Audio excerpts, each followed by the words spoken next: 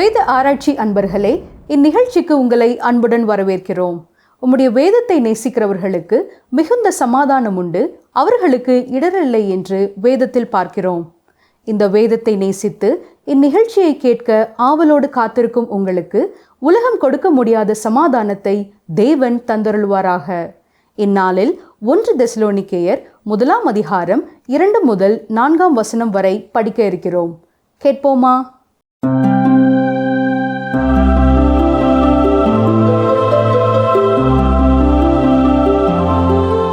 அருமையானவர்களே, இந்த ஊடகத்தின் வாயிலாகவும் வேத வசனத்தை நாம் கற்றுக்கொள்ள கர்த்தர் கொடுத்துள்ள வாய்ப்பிற்காக கர்த்தருக்கு நன்றி சொல்வோம். கடந்த நிகழ்ச்சியில் 1 தெசலோனிக்கேயர் கடிதத்தின் முகவுரை பகுதியையும் 1 அதிகாரம் 1 வசனத்தையும் சிந்தித்தோம். இன்று 1 தெசலோனிக்கேயர் 1 அதிகாரம் 2 முதல் 4 வரை உள்ள வசனங்களை சிந்திக்க போகிறோம். அப்போஸ்தலனாகிய பவுல் அவர் நிறுவிய அனைத்து திருச்சபைகளுக்காகவும் ஜெபித்தார். அவரது ஜெப அட்டவணை மிகவும் அற்புதமான ஒன்று. அந்த அட்டவணையில் இருக்கும் யார் யாருக்காக எல்லாம் எந்தெந்த காரியங்களுக்காக எல்லாம் அவர் ஜெபித்தார் என்பதை கற்றுக்கொள்வது மிகவும் சிறப்பானது. எத்தனை வித்தியாசமான திருச்சபைகள், தனி நபர்கள் மற்றும் குழுக்களுக்காக பவுல் ஜெபித்தார் என்பதை அறிந்து கொள்ளும் பொழுது நமக்கு ஆச்சரியமானதாக இருக்கும். 1 தெசலோனிக்கேயர் 1 அதிகாரம் 2 முதல் 4 வரை உள்ள வசனங்களை வாசிக்கிறேன்.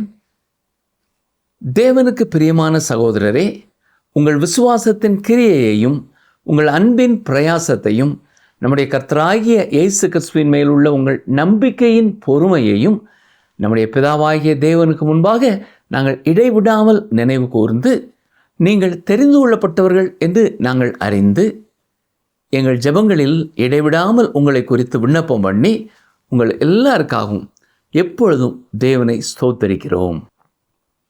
இந்த திருச்சபையின் பல காரியங்களுக்காக பவுல் தேவனுக்கு நன்றி கூறுகிறார். அவைகளில் முக்கியமான ஒன்று, அவர்கள் ஒரு முன்மாதிரியான திருச்சபையாய் இருந்தார்கள். இந்த 2 வசனம் வேத புத்தகத்திலேயே மிகவும் குறிப்பிடத்தக்க ஒரு வசனமாகும். பவுல் இந்த விதமாக எழுதும் முறையை மற்ற கடிதங்களிலே நாம் பார்க்கலாம். இந்த ஜெப குறிப்புகளிலே 3வது குறிப்பை மிகவும் முக்கியத்துவப்படுத்தி எழுதுகிறார். கவனியுங்கள். உங்கள் விசுவாசத்தின் கிரியையையும் உங்கள் அன்பின் பிரயாசத்தையும் நம்முடைய கர்த்தராகிய இயேசுவின் மேலுள்ள உங்கள் நம்பிக்கையின் பொறுமையையும் நம்முடைய பிதாவாகிய தேவனுக்கு முன்பாக நாங்கள் இடைவிடாமல் நினைவு கூர்ந்து என்று எழுதுகிறார். வேத புத்தகத்தில் இது மிகவும் முக்கியமான ஒரு வசனமும் ஆழ்ந்த கருத்து செறிந்த ஒரு பகுதியும் ஆகும். 3 கிறிஸ்தவ கிருபைகளை ஒருங்கிணைத்து கூறுகிறார்: விசுவாசம், அன்பு மற்றும் நம்பிக்கை. 1 கொரிந்தியர் நிருபத்திலும் இந்த 3 கிருபைகளையும் இணைத்து கூறியிருக்கிறார். வாசிக்கிறேன். 1 கொரிந்தியர் 13:13. இப்பொழுது விசுவாசம், நம்பிக்கை, அன்பு இம்மூன்றும் நிலைத்திருக்கிறது, இவைகளில் அன்பே பெரியது. பல ஆண்டுகளுக்கு முன்பதாக நியூ ஜெர்சி என்ற இடத்தில் ஊழியர் ஒருவர் விஞ்ஞானி ஒருவரோடு உணவு அருந்தி கொண்டிருந்தார். இந்த விஞ்ஞானி தான் விண்வெளிக்கு செல்லும் விண்கலங்கள் பூமியை விட்டு தூரமாய் செல்லும் பொழுதும் மீண்டும் பூமிக்கு திரும்பும் பொழுதும் ஏற்படும் வெப்பத்தினாலே அது பழுதடைந்து விடாமல் இருக்க தேவையான வடிவமைப்பை உருவாக்கி கொடுத்தவர். அவர் ஊழியரை பார்த்து, இந்த பூமி ஒரு திருத்துவமாய் இருக்கிறது என்பதை எப்பொழுதாவது நீங்கள் கவனித்திருக்கிறீர்களா என்று கேட்டார். இல்லையே, நீங்கள் எதை சொல்லுகிறீர்கள் என்று ஊழியர் கேட்டபொழுது, நீங்கள் வாழும் இந்த உலகம் காலம், இடம், பொருள் என்ற 3 வகையாக பிரிக்கப்படுகிறது. இது தவிர 4வது ஒரு காரியத்தை உங்களால் சிந்திக்க முடிகிறதா என்று கேட்டார் விஞ்ஞானி. அந்த ஊழியரால் எதையுமே சிந்திக்க முடியவில்லை. எனவே விஞ்ஞானி தொடர்ந்து பேசினார். காலம் என்பது கடந்த காலம், நிகழ்காலம், எதிர்காலம் என்று பிரிக்கப்படுகிறது. 4வது ஒரு காரியத்தை உங்களால் யோசிக்க முடியுமா என்று கேட்டார். இல்லை என்றார் ஊழியர். ஒரு இடத்தை குறித்து சொல்லும் பொழுதும் நீளம், அகலம், உயரம் என்று 3ஆக பிரிக்கப்படுகிறது. 4வது ஒரு காரியத்தை சொல்ல முடியுமா என்றார். அப்பொழுதும் ஊழியருக்கு பதில் சொல்ல முடியவில்லை. எனவே விஞ்ஞானி தொடர்ந்து கூறினார். ஆனால் வான்வெளியை குறித்து சொல்லும் பொழுது அது நீளம், அகலம், உயரம் என்பது மட்டுமல்ல, 4வது ஒரு காரியத்தையும் அங்கே சொல்ல முடியும். ஆனால் இந்த பூமியில் அதை குறித்து நாம் பேச முடியாது என்றார். ஆம் அருமையானவர்களே, நாம் வாழும் இந்த உலகத்திலே திருத்துவத்தின் அடையாளம் காணப்படுகிறது. கர்த்தருடைய வார்த்தையை நீங்கள் கவனிப்பீர்கள் என்றாலும் இதே காரியத்தை அங்கே நாம் பார்க்கலாம். பவுல் மனிதனை குறித்து சொல்லும் பொழுது திருத்துவத்தை குறித்து கூறுகிறார். 5ஆம் அதிகாரத்தை நாம் கற்றுக்கொள்ளும் பொழுது இதை குறித்து விபரமாக நாம் சிந்திப்போம். 1 தெசலோனிக்கேயர் 5ஆம் அதிகாரம் 23ஆம் வசனத்தை பாருங்கள்.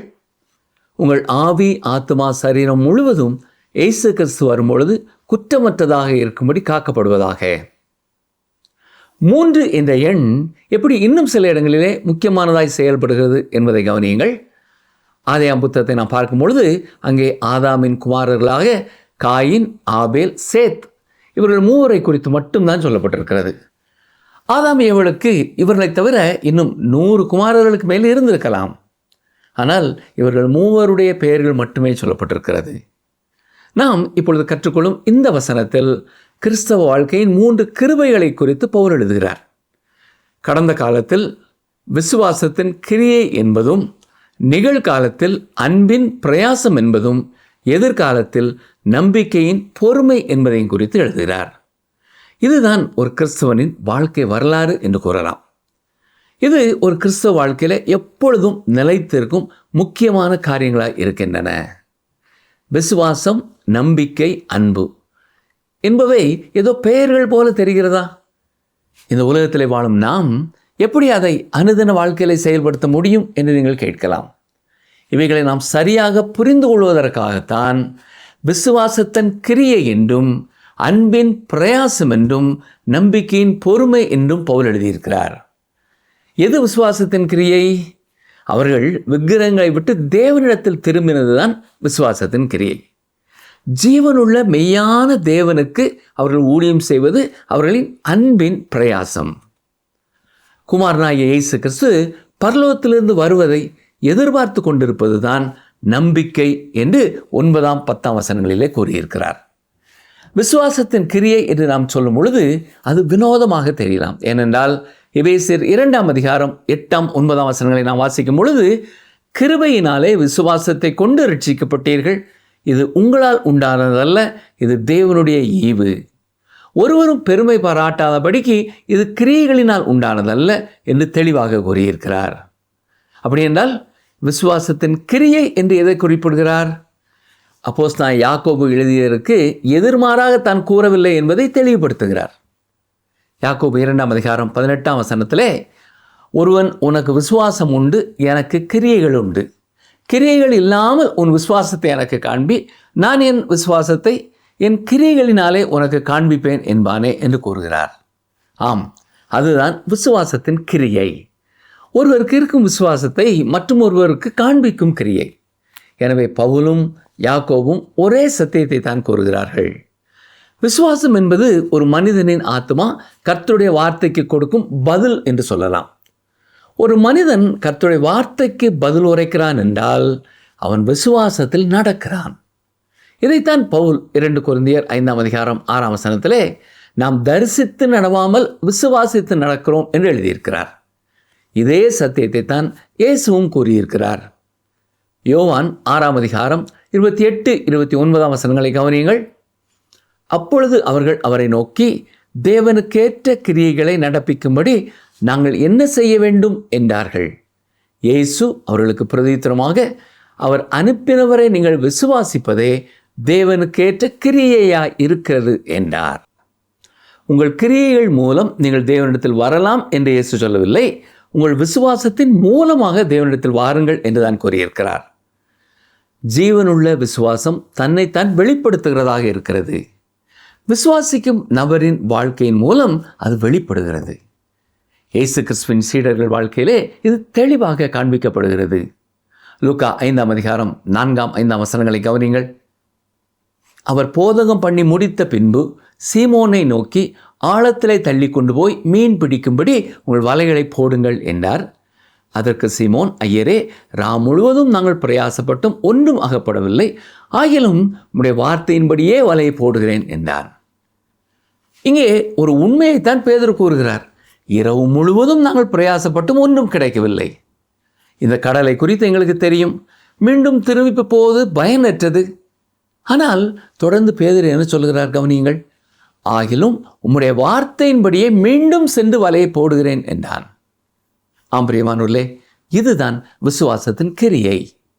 விசுவாசிகளாக நாம் அறிந்திருக்க வேண்டிய ஒரு சத்தியம், கர்த்தருடைய வார்த்தைக்கு கீழ்ப்படிவதே விசுவாசம். அதாவது ஆண்டவராய் இயேசு கிறிஸ்துவை விசுவாசிப்பது. இயேசு கிறிஸ்துவும் இவ்வாறு தான் இதை தெளிவுபடுத்தி இருக்கிறார். கவனிங்கள், யோவான் 6:29 அவர் அனுப்பினவரை நீங்கள் விசுவாசிப்பது தேவனுக்கு ஏற்ற கிரியையாய் இருக்கிறது என்றார்.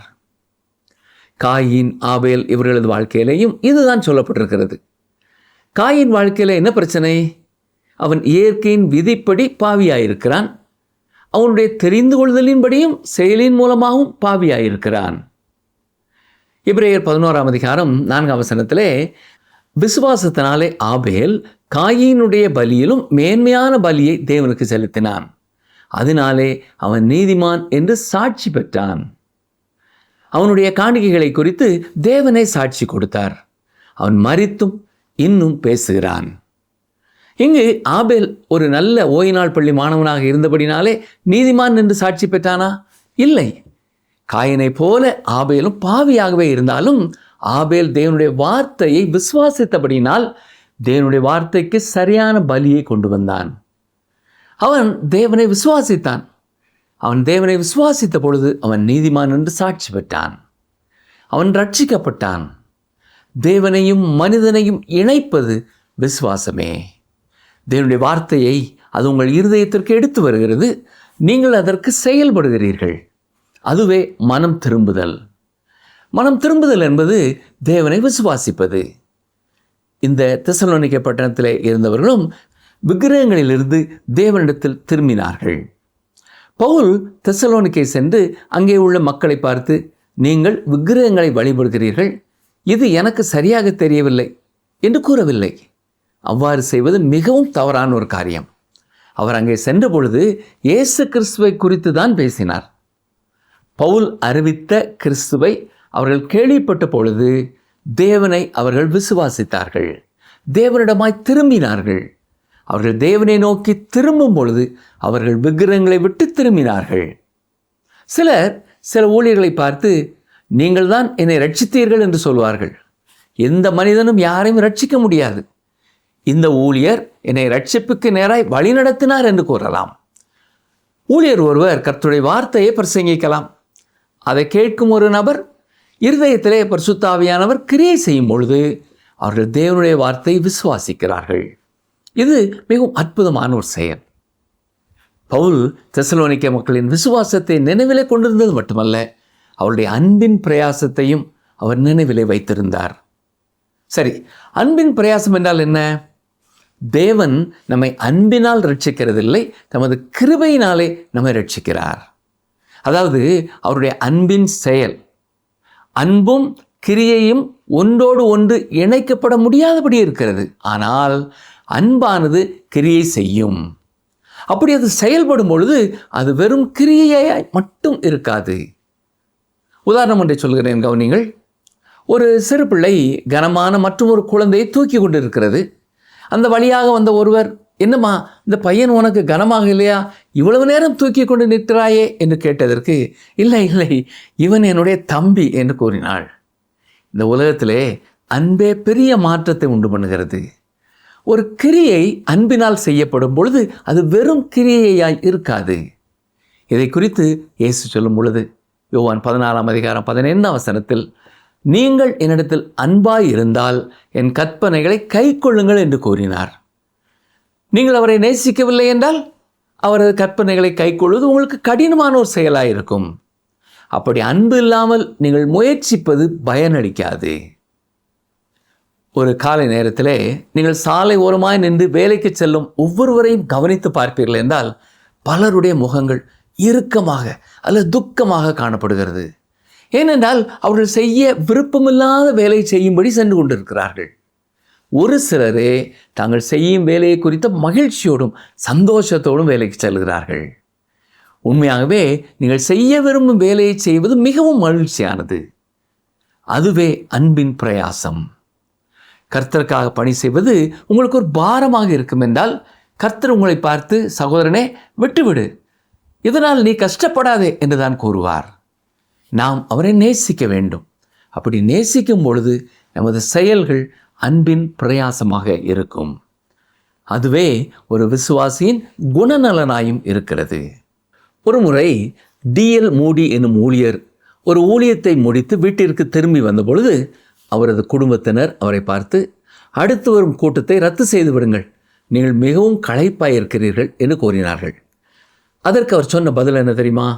என்னுடைய பணியினாலே நான் களைத்திருக்கிறேனே ஒழிய பணியை குறித்த களைப்பு எனக்கு இல்லை என்று கூறினார்.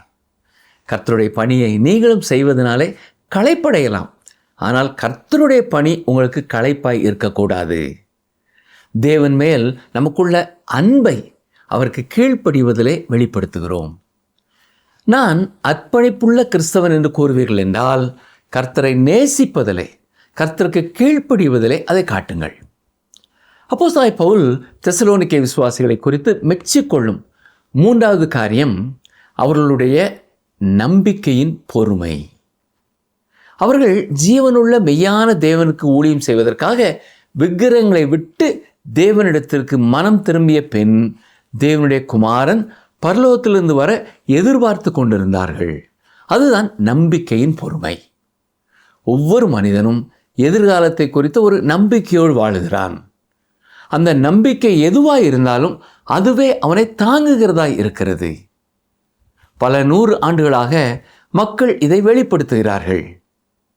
மார்ட்டின் லூத்தர் அவர்கள் இதை குறித்து கூறும் பொழுது, உலகத்தில் செய்யப்படும் ஒவ்வொரு காரியமும் ஒரு நம்பிக்கையோடையே செய்யப்படுகிறது என்று கூறியிருக்கிறார். இதற்கு நீண்ட காலங்களுக்கு முன்னர் தேவனை அறியாத சோஃபோக்லேஸ் என்பவர் சொல்லும் பொழுதும் நம்பிக்கையே அதிகமாக மனுக்குலத்தை தாங்கிக் கொண்டிருக்கிறது என்று எழுதியிருக்கிறார். சமீப காலத்திய O.S. மார்டன் என்பவர் சொல்லும் பொழுது, நம்பிக்கையை போன்ற மருந்து எதுவும் இல்லை, நம்பிக்கையை போன்ற ஊக்கத்தொகை எதுவும் இல்லை, நாளை நலமாக இருக்கும் என்ற நம்பிக்கையே ஒரு பெரிய வலிமை என்று கூறுகிறார். அலெக்சாண்டர் போப் என்ற கவிஞரும் நம்பிக்கை மனிதனின் மார்பிலே நித்தியமாய் ஊற்றெடுக்கிறது என்று எழுதியிருக்கிறார். அரசியல்வாதியான தாமஸ் ஜெஃபர்சன் கூறும் பொழுது, என் உள்ளத்தில் நம்பிக்கை எனும் வார்த்தையுடன் திசை திருப்புகிறேன், பயத்தை திகைக்க வைக்கிறேன் என்று எழுதியிருக்கிறார். ஸ்காட்லாந்து தேசத்தைச் சேர்ந்த தத்துவ ஞானியான கார்லைல் கூறும் பொழுது, நாம் சரியாக சொல்ல வேண்டும் என்றால் மனிதனின் அடிப்படையே நம்பிக்கைதான். நம்பிக்கையை தவிர அவன் பற்றி கொள்ள வேறு எதுவும் இல்லை. இந்த உலகமே அவனது நம்பிக்கையின் இடம் என்று கூறியிருக்கிறார். ஜீவனுள்ள தேவனை சேவிப்பதும் அவருடைய குமாரன் பரலோகத்திலிருந்து வர காத்திருப்பதும் எத்தனை மகிமையான ஒரு காரியம் இல்லையா? இதுவே ஆசீர்வதிக்கப்பட்ட நம்பிக்கை என்பது. இன்று பலர் தங்கள் நம்பிக்கையை மனிதர்கள் மேல் வைக்கிறார்கள். மனிதன் பிரச்சனைகளுக்கு தீர்வு கொடுப்பான் என்றும் இவ்வுலகத்திற்கு செழிப்பையும் சமாதானத்தையும் மனிதன் கொண்டு வருவான் என்றும் நினைக்கிறார்கள். மனிதனால் அதை செய்ய முடியாது. உங்கள் நம்பிக்கை இந்த உலகத்தை சார்ந்து இருக்கும் என்றால் நிலையில்லாத சந்தோஷத்தை நாடி செல்கிறீர்கள். அது ஒரு சோப்பு குமிழியைப் போல உங்கள் கைகள் பட்டதும் உடைந்து போகக்கூடியது. மனிதன் பாவம் செய்தபடியால் அவனை சொர்க்கத்தை விட்டு தேவன் வெளியேற்றினார். அது முதல் வெளியே தனக்கு ஒரு சொர்க்கத்தை உண்டு பண்ண மனிதன் முயற்சி எடுக்கிறான். திருச்சபையும் பரலோராஜ்யத்தை கட்டுகிறார்கள் என்று எண்ணிக்கொண்டிருக்கிறார்கள். ஆனால் அதுவும் அப்படி அல்ல. காலம் காலமாய் மனிதன் பாவத்தில் வாழ தேவன் அனுமதிக்கப் போவதில்லை. அதற்காக நாம் அவருக்கு நன்றி சொல்ல வேண்டும். ஒவ்வொரு காலகட்டத்திலும் உலகளாவிய பிரச்சனை ஒன்று உருவெடுத்து அதிலிருந்து வெளியே வர நாம் வழியை கண்டுபிடித்து விடுவோம் என்று சொல்கிறார்கள். ஜெர்மன் தேசத்து அதிபதியான மகா ஃப்ரெட்ரிக் என்பவர் சொல்லும் பொழுது, குழப்பமான நான் வாழும் இந்த காலத்தில் என் நம்பிக்கை கடவுள் மேலேயே இருக்கிறது என்று கூறினார். ஆம், உங்கள் நம்பிக்கை இன்று எதன் மேல் இருக்கிறது? ஒரு அரசியல் குழுவின் மேல் இருக்கிறதா? அல்லது மனிதன் உருவாக்கிய எந்த ஸ்தாபனத்தின் மேலும் இருக்கிறதா? உடைந்து போகக்கூடிய எதன் மேலும் நம்பிக்கை வைக்கும் மனிதர் மேல் கடவுள் இரக்கமுள்ளவராயிருப்பாராக. எந்த தனி மனிதனும் எந்த அரசியல் கூட்டமும் இந்த உலகத்தின் பிரச்சனைகளுக்கு முடிவு காண முடியாது. உலகை ஆளக்கூடிய செங்கோல் ஆணி பாய்ந்த கரங்களில் இருக்கிறது. அவரே சரியான நேரத்திலே செயல்படுவார். ஒன்று மட்டும் நிச்சயம், அன்றியும் அவருடைய தீர்மானத்தின்படி அழைக்கப்பட்டவர்களாய் தேவனிடத்தில் அன்பு கூறுகிறவர்களுக்கு சகலமும் நன்மைக்கு ஏதுவாக நடைபெறுகிறது. தேவனே நம்மை அவருடைய திட்டத்தின்படியும் தீர்மானத்தின்படியும் நடத்தி வருகிறார். எனவே இங்கே பவுல் விசுவாசம், அன்பு, நம்பிக்கை இந்த மூன்றையும் கிறிஸ்தவ வாழ்க்கையின் 3 காலகட்டங்களாக கொண்டு வருகிறார். விசுவாசத்தின் கிரியை சிலுவையை பின்னால் திரும்பி பார்த்து அன்பின் பிரயாசத்தை கிறிஸ்தவ வாழ்க்கையிலே செயல்படுத்துகிறது. இது நிகழ்காலத்தில் நடப்பது. நம்பிக்கையின் பொறுமை ஒரு கடவுளின் பிள்ளை கர்த்தருக்காக சேவை செய்ய ஊக்குவிக்கிறது. இது எத்தனை அருமையான கிறிஸ்தவ திருத்துவ கிருபை இல்லையா? இதுவே ஒவ்வொரு கிறிஸ்தவனுடைய வாழ்க்கை வரலாறாய் இருக்க வேண்டும். இதுவே தெசலோனிக்கே சபையின் வாழ்க்கை வரலாறாக இருந்தது. இதுவே உங்கள் திருச்சபையின் வாழ்க்கை வரலாறாக இருக்கும் என்று நம்புகிறேன். நம்முடைய தனிப்பட்ட வாழ்க்கையிலேயும் விசுவாசத்தின் கிரியையும் அன்பின் பிரயாசத்தையும் வரப்போகிற இயேசுவை குறித்த நம்பிக்கையான எதிர்பார்ப்பையும் நினைவு கூர்ந்து நாம் ஆண்டவருக்கு ஸ்தோத்திரம் செலுத்த முடியுமா? அல்லது நம் வாழ்க்கையின் எந்த பகுதியிலே நாம் குறைபட்டவர்களாக இருக்கிறோம் என்பதை உணர்ந்து விசுவாசத்தோடு கர்த்தரை நோக்கி திரும்பி உண்மையான அன்பினாலே செயல்பட நம்மை அர்ப்பணித்து நித்தியத்தை குறித்த நிச்சயமுள்ளவர்களாய் முன்னோக்கி செல்ல நம்மை தாழ்த்தி கர்த்தரின் கரத்திலே ஒப்பு கொடுப்போமா?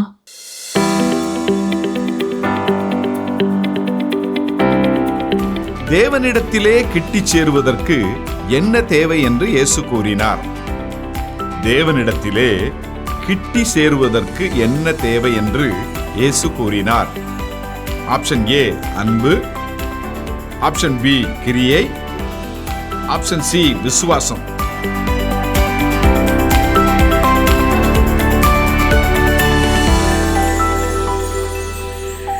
அன்பர்களே, நீங்களும் பவுலை போல திருச்சபைக்காக ஜெபியுங்கள். கர்த்தருடைய வார்த்தையை கவனமாக கேட்டு செயல்படுங்கள். இதுவே விசுவாசத்தின் கிரியை. அன்பே நம் வாழ்வில் பெரிய மாற்றத்தை உண்டு பண்ணும். நாம் தேவனுக்கு கீழ்ப்படிவதுதான் நாம் அவர் மேல் வைக்கும் அன்பு. உங்கள் எதிர்கால நம்பிக்கை யார் மேல் இருக்கிறது? மனிதன் பேரிலா, தேவன் பேரிலா? சிந்தித்து செயல்படுவோம்.